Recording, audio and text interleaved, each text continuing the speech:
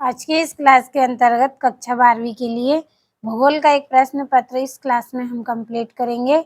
आपका paper 80 number का है, लेकिन जो क्वेश्चन मैं आपको इस क्लास में बताने वाली हूँ उससे आप 65 अंक एग्जाम में ला सकते हैं। उसके लिए केवल पूरे प्रश्नों को आपको अच्छे से कंप्लीट करना है। सबसे पहला प्रश्न, सही विकल्प चुनिए।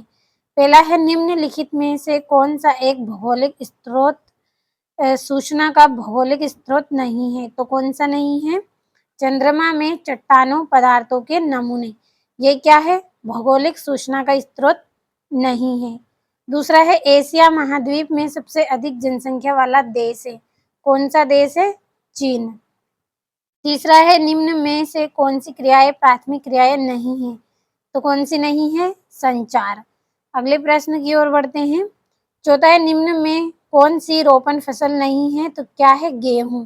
गेहूं को हम अपने हाथों से नहीं बोते हैं। अगला है, भारत में नागरिक बस्ती के लिए कम से कम कितनी जनसंख्या होनी चाहिए? 5000 जनसंख्या होनी चाहिए। तो ये आपके 5 सही विकल्प हैं। अच्छे से आप स्क्रीनशॉट लेकर इनको कंप्लीट करें। फिर अगले प्रश्न को हम पढ़ेंगे। अगला प्रश्न है आपका, रिक्त स्थान की पूर्ति कीजिए। पहला है, रेडजेल एक डेडेस भूगोल वेत्ता थे। तो जर्मनी के क्या थे? रेडजेल एक भूगोल वेत्ता थे। दूसरा है, लोगों की संख्या और भूमि के बीच का अनुपात को डेडेस कहते हैं, क्या बोला जाता है? जनसंख्या घनत्व। तीसरा है, 60 वर्षों से अधिक आयु वाले लोगों डेडेस को प्रदर्शित करते हैं। तो वृद्ध जनसंख्या को प्रदर्शित करते हैं। चौथा है, समतल क्षेत्रों में ग्रामीण बस्तियों का डेडेस प्रतिरूप दिखाई देता है। कैसा दिखाई देता है? आयताकार। पांचवा है, जन्म दर तथा मृत्यु दर के अंतर को डेडेस की वृद्धि दर कहते हैं, जनसंख्या वृद्धि दर कहते हैं। छठा है, समाज और पर्यावरण के बारे में डेडेस तक पहुंच की मुक्ति का मूल आधार है, क्या है? ज्ञान है। तो ये आपके यहाँ पे रिक्त स्थान भी हो गए हैं। अगला प्रश्न है आपका जोड़ी, तो इनको भी समझ लेते हैं। पहली जोड़ी है, भारत में गरीबी। तो इसका आएगा अनियंत्रित बेरोजगारी के कारण हो रही है भारत में गरीबी। दूसरा है पटना, तो पटना की आएगी प्राचीन नगर। तीसरा है सामुदायिक प्राकृतिक संसाधन, तो इसका आएगा साझा संपत्ति साधन। चौथा है ट्रक कृषि, तो इसकी जोड़ी रहेगी सब्जियां पैदा करना।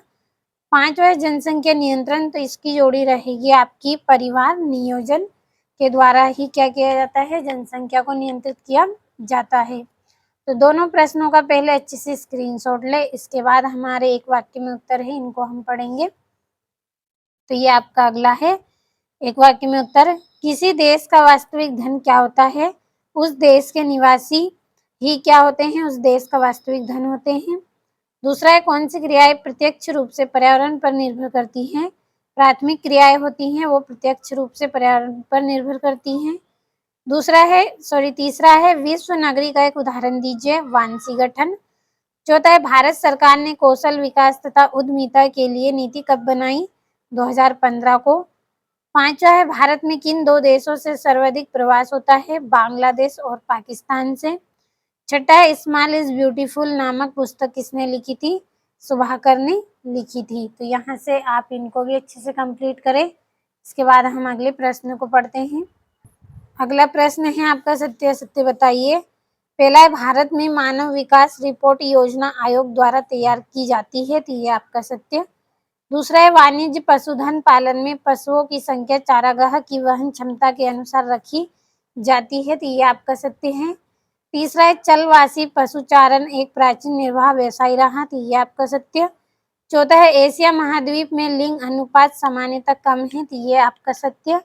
पांचवा है, मरुस्थलों की विषम जलवायु मानव बसाव के लिए सुविधाजनक होती है। तो ये सत्य। छठा है, 15वीं शताब्दी के अंत में यूरोप के देशों ने अन्वेषणों के प्रयास शुरू किए। तो ये आपका सत्य। और ये यहाँ से आपके दो दो नंबर के प्रश्न हैं। भौतिक तथा सांस्कृतिक पर्यावरण के कोई दो दो तत्व लिखिए। सातवां, विश्व में जनसंख्या विवरण की दो विशेषता लिखिए। आठवां, लिंग अनुपात से क्या अभिप्राय है? भारत में लिंग अनुपात कितना है? और अगला प्रश्न है आपका, सार्थक जीवन क्या होता है? भारत में शिकार पर प्रतिबंध क्यों लगाया जाता है? और ग्रामीण बस्ती किसे कहते हैं। तो स्क्रीनशॉट ले इतने प्रश्नों का, फिर आगे के क्वेश्चनों को हम पढ़ेंगे। अब ये 12वां है, मेगा सिटी किसे कहते हैं? स्वस्थ बस्ती और प्रकीर्ण बस्ती में अंतर बताइए। 14 प्रकृति का मानवीकरण किस प्रकार होता है बताइए। और जनसंख्या की धनात्मक वृद्धि एवं ऋणात्मक वृद्धि में अंतर 3 नंबर का है। अगले प्रश्न की ओर बढ़ते हैं। तो ये 16वां, मानव विकास के प्रमुख उद्देश्य क्या है? प्राथमिक क्रियाएं की विशेषता लिखिए। और ये आपका 18वां, कार्यों के आधार पर नगरों का वर्गीकरण कीजिए। तो अगर स्क्रीनशॉट नहीं लिया है तो यहाँ से एक बार जल्दी से स्क्रीनशॉट लें। इसके बाद आगे के प्रश्नों को भी हमें पढ़ना है। अब ये यहाँ से भारत के मानचित्र पर निम्न को दर्शाइए।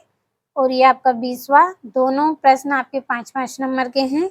अच्छे से आप कंप्लीट करें इनको।